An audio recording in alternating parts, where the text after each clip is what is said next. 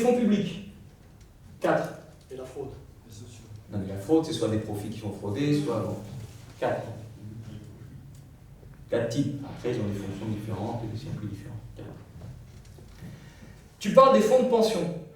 On peut en parler pour les investissements immobiliers comme pour dans les entreprises. Ces fonds de pension, c'est du capital pur, c'est-à-dire le capital qui cherche son pognon. Derrière, il peut y avoir des salariés, mais ils n'ont plus la main en réalité. Fonds de pension, et dans les groupes, c'est la même chose aussi. Sanofi, dans la tête de Sanofi, c'est L'Oréal qui contrôle, ils ont 10% des actions, en fait, peut-être 18% des droits de vote, je crois. Mais l'essentiel du reste, c'est ce qu'on appelle les investisseurs institutionnels, c'est les fonds de pension. Et donc, ils cherchent du pognon. Et il faut une alternative avec ça. Est-ce qu'on va convaincre les fonds de pension de faire autrement?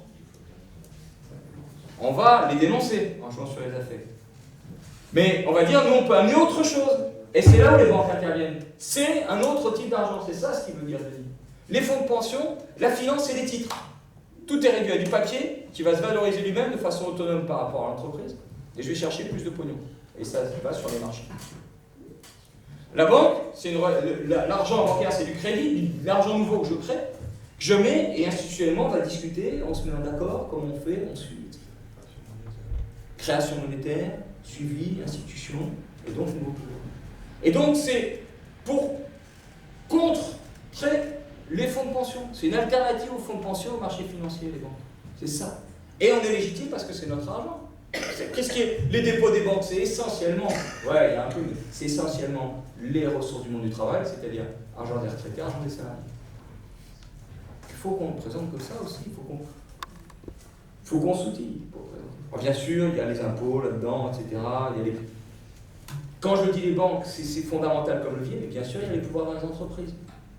Évasion fiscale. Nous avons gagné au CESE, je valorise puisque j'y suis, Conseil économique, social et environnemental, mais quand même, avec un accord, y compris des scouts, des jeunes, oui, parce qu'il y a les scouts, hein, c'est une chose importante, les jeunes chrétiens, grosso modo, et puis de tous les syndicats, avec certains auxiliants, j'en viens.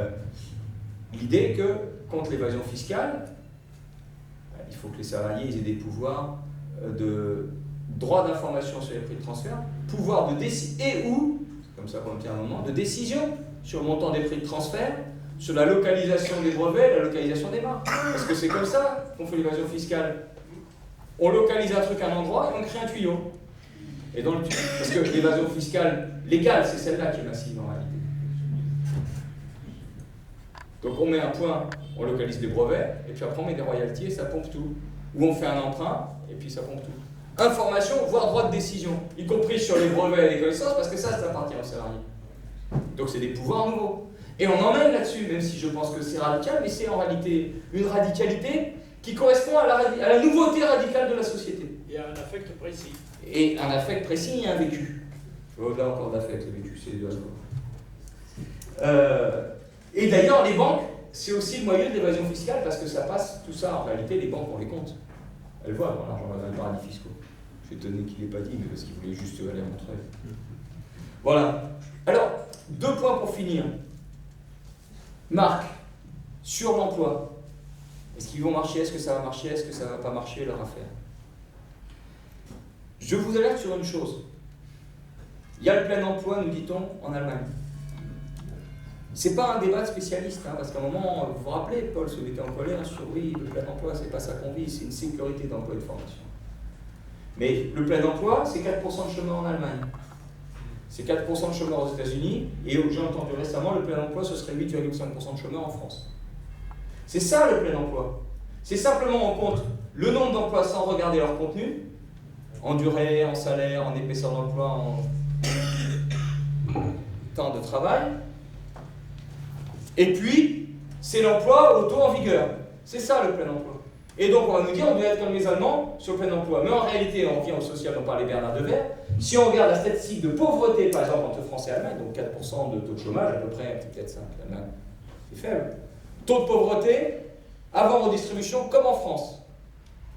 14,5, je crois, ou 14,7% des gens sont en dessous du seuil de pauvreté, qui est 60% du revenu médian. Même chose en Allemagne qu'en France.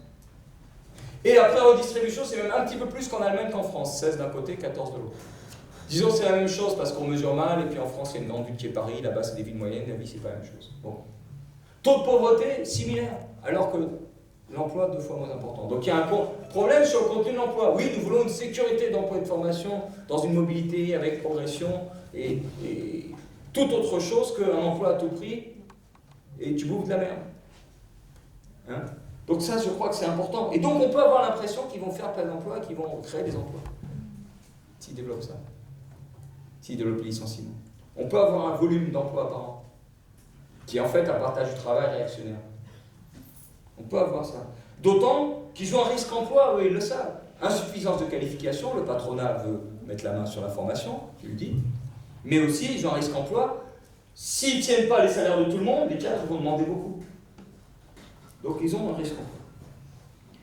Et puis, méfions-nous, il peut bénéficier, c'est ce qu'a dit Denis, et c'est le début économique de Denis, ils peuvent bénéficier d'éléments positifs un temps. C'est-à-dire, il y a un risque, parce qu'il y a cette énorme poudre financière qui a accumulé, une étincelle peut tout faire exploser, cette suraccumulation financière. Mais, il y a quelques conditions favorables. Le Brexit, Trump qui ferme, ça peut faire de l'attractivité des capitaux pour la France, il va jouer là-dessus. Mais Trump qui ferme, ça peut vouloir dire aussi Trump qui veut attirer des capitaux chez lui pour faire ses investissements en infrastructure, vous avez vu. Et donc, tout de suite, si les capitaux vont aux États-Unis, ils n'ont plus obligé, pour retenir les capitaux, on leur offre du rendement, donc on monte nos taux d'intérêt. C'est comme ça que ça se passe. Et du coup, on tue l'investissement. Les crises financières. Et ils sont coincés, on le voit, ils sont coincés, ils ne sont pas comme ça. C'est comme ça qu'ils marchent. Donc, et troisièmement, Macron essaie de jouer un truc fin sur l'Europe. Intégration sociale, en disant je fais un socle social européen. Et au CESE, j'étais le seul à voter contre le socle social qu'a proposé le CESE. Il y a toutes les organisations syndicales. Certaines se sont abstenues, j'étais le seul à voter contre. En disant l'enjeu, c'est pas d'ajouter un socle social, c'est d'avoir de l'économie qui ne joue pas contre le social et l'environnemental. Et vous voyez, donc il peut intégrer là-dessus. Comme il intègre dans la consultation, Macron va chercher à la fois à coller à Merkel pour qu'elle l'aide, et à coller à Trump pour les technologies. Pierre Yvora, ce matin, on avait une autre réunion, a dit des choses très intéressantes là-dessus. Il veut coller à Trump. Il invite Trump pour le 14 juillet. Alors que Merkel dit non, il ne faut pas inviter Trump. Elle est plus dure. Elle est à la fois plus réaliste sur les États-Unis, et elle a plus les moyens de ne pas faire avec les États-Unis. Lui, il veut chercher à coller technologiquement, d'autant qu'on a une structure productive moins industrielle et plus service que les États-Unis. Voilà. Mais bon, le risque financier est majeur. Il y a des risques explosifs, y compris, on ne vous a pas montré les graphiques, Denis montre financier, mais si on rapporte la valeur ajoutée créée à la valeur des machines de technologie d'information, c'est de plus en plus efficace. Mais si on le rapporte à la façon dont c'est pris pas comme machine, mais comme capital financier, les droits de propriété intellectuelle, donc tout ce qui est censé englober les machines, les brevets, etc., alors là, l'efficacité plonge, parce qu'il y a une enflure financière liée à l'information. Fait que, qu'est-ce qui se passe? On développe des recherches, ça fait des informations, on les englobe dans de la finance, donc j'ai dépensé, mais pour mettre au point, mais d'autres vont racheter très cher, donc on va redépenser 4 ou 5 fois plus que ce qu'il a fallu faire, ça fait l'enflure financière, et finalement, on s'épuise pour faire un peu de valeur ajoutée, parce qu'on a dû dépenser pour l'accumulation financière, pour les rachats et acquisitions. Vous suivez leurs avancées, il faut bien comprendre cette chose-là. Pour créer les informations, il y a une dépense, elle est importante, mais elle est de plus en plus efficace. Par contre, pour les approprier et les racheter, c'est sous forme financière, rachat, fusion, acquisition, et là, c'est des trucs énormes qui pèsent très fort, parce que la valeur ajoutée, elle ne va pas forcément beaucoup changer. Et donc, ils sont dans cette contradiction, et le risque financier maximum, risque d'explosion financière, même lié à la technologie, reste. Et donc, il faut rester attentif, et le diagnostic qu'on porte de suraccumulation très très forte qui est en train de monter, tu l'as dit, quelqu'un l'a dit aussi, les Échos le mettaient en avant, et là encore hier, le papier des Échos qui met ce risque-là, et d'ailleurs la bourse, qui recommence à plonger. Et quand la bourse plonge, elle a des pouvoirs, la bourse. Parce qu'elle dit, donc, c'est pas la finance d'un côté et le réel de l'autre. Hein. Il y a la finance qui dit ça va pas, et donc pour que ça aille mieux, j'ai des pouvoirs d'entreprise, on va virer du monde. Tiens, un banquier, il le sait bien, ex-banquier à la retraite. Et donc on vire du monde, et donc ça a un effet sur le réel. On vire des gens, on délocalise, on ferme des boîtes. Donc quand la bourse pense, ça peut avoir des effets. Voilà, écoutez, pour conclure, donc on a cette idée de développer les amis d'économie et politique. On va mettre au point les statuts, voir une association, etc.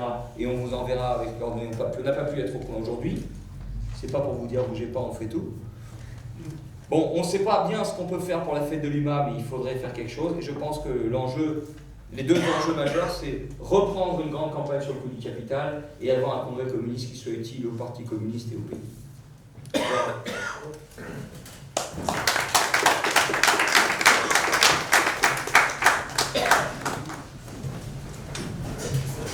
Merci beaucoup.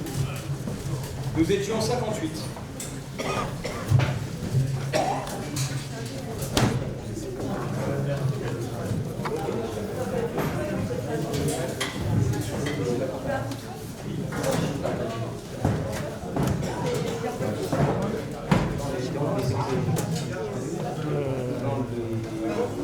On verra.